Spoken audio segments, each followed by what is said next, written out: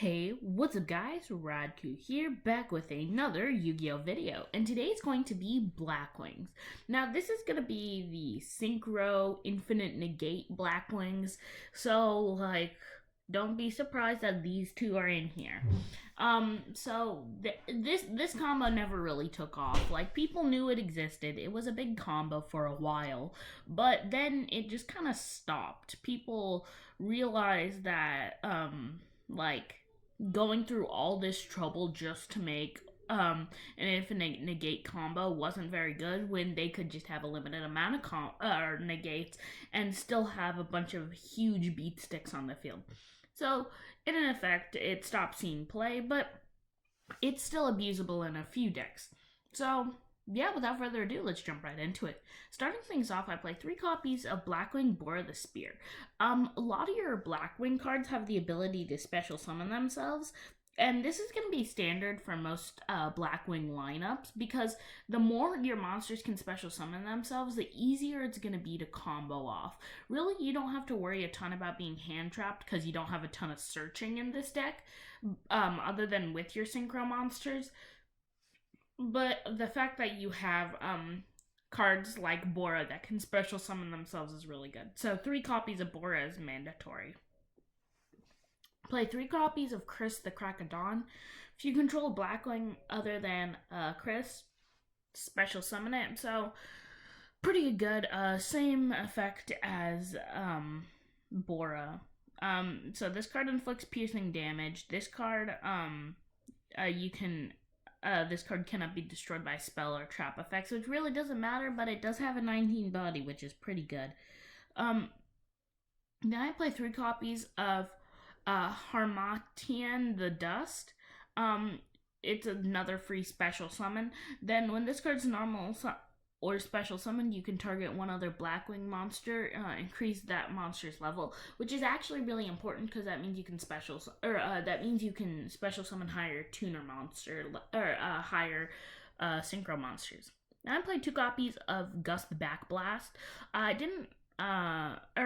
liked these 2 cards a lot, but I kind of just wanted to limit the amount of level 2s that I had, because really you only want to draw into your level 4s, but your level 2s can still be combo pieces. If your opponent controls or attacks a Blackwing monster, you control the attacking monster loses 300. Not really important, only really important for the special summon effect. And I played 2 copies of Zephyros the Elite. This might seem weird because it's once per duel effect, but really you can special summon it off of Wise Strix and not really have to worry about a ton of stuff. So yeah, 2 copies of it is pretty good. I play 1 copy of Gladius the Midnight Sun. It's another free special summon. Then you can special summon once per turn. This card can't be destroyed by battle. I'm not the biggest of fans of it because it's a level 3 and you don't really have a ton of combo plays with level 6 monsters, but you do have some nice plays to use. Then I play 3 copies of Gale the Whirlwind. Probably one of the most well-known Blackwing cards. The reason Gale is good is because it gives another free special summon, but also it's a level 3 tuner that has another free special summon, and it's really important to have level 3 tuners because you have level 4 monsters to go into level 8 or level 7 synchros, and you have level 2 to go into level 5s, which is pretty good, all things considered. Play 2 copies of Orochi the Squall. This card's pretty good. I kinda didn't want to play 3 copies of it because 2 copies is fine. If you play 3 copies of Orochi, you're just asking to not be able to combo off because level 1 tuners just aren't as good. And really you won't be able to combo as well with just Orochi. So yeah. And I played 2 copies of Blizzard the Far North. This card's actually really good. When this card is normal summoned, special summon a level 4 lower Blackwing from your graveyard. This is great for recovery, which is why I only play 2 copies of it. But really, it's probably your best recovery card in the deck. pretty much your only recovery card. You use a lot of graveyard fodder, like you go into a lot of so many monsters during a single turn that it doesn't really matter if you have one monster in the deck that special summons. Then I play 2 copies of Raid Raptor Strangolanius. This might seem weird, but it's just a free special summon in this deck, and really this deck can use a lot more fodder. Plus, most of them don't specify. A few of them do specify they need to be non-tuners, but most of them don't. So having that Winged Beast Dark Monster that has another free special summon off of it is pretty good, and I thought it was a good 2 of tech option. Then I played the Mist Valley combo for the Infinite Negates, basically the only 2 bricks in the deck. I did come across a lot of problems in playtesting. For some reason, I kept drawing into almost all of my spell cards every time, and I'd brick too much, and I don't know why. Like, the majority of the deck is monster cards, so it doesn't really matter, but yeah, it was kind of odd. Okay, so going into the spell cards, 1 copy of Monster Reborn, because again, this deck uses a lot of graveyard fodder during a turn. 1 copy of Foolish Burial to send, basically send any of your cards. You could use it to combo with Blizzard. 1 copy of Soulshave Force for the Rank Up Magic, for the Infinite Negate combo.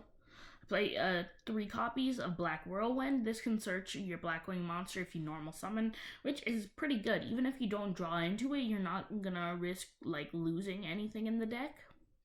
Play 2 copies of Pot of Avarice. Avarice is pretty broken in this deck because of how much you send to the graveyard. This deck does have a decent amount of searching, but not a ton. So like you'll be able to get just more than 5 monsters in the graveyard, which is really good for combo plays. So having that ability to get back your resources as well as just draw 2 is really good. Play 2 copies of Pot of Desires. One main thing I came across is consistency issues, drawing into too many spells for some reason, and I don't know why. It didn't really make a ton of sense because of how many monsters I put in the deck, but I mean, I guess. But Pot of Desires did help patch that up a bit, as well as Allure, because the whole deck is dark except for your Mist Valley cards, so just the ability to draw 2 for almost no cost is pretty good.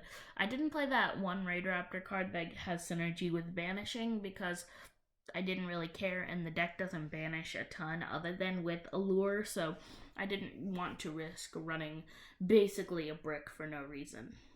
And I played 2 copies of Infinite Impermanence. It's Imperm. It's the only hand trap we play in the deck because I didn't want to, or I wanted to put in the Raid Raptor thing, so I didn't put any Ash or anything, but having 2 Imperm just to get over some stronger monsters is pretty good. Going into the extra deck, I play 2 copies of Raid Raptor Force Strix. Force Strix is basically a free search in this deck. Like, you can search Bora, you can search Chris, and you could search your Raid Raptor, which is really good. Plus, this is one of your main pieces in setting up your Infinite Negate combo. 1 copy of Cyber Dragon Infinity, just because of Soulshave Force, you get a free special summon off of it, and Soulshave is like the best rank of magic spell ever, like seriously.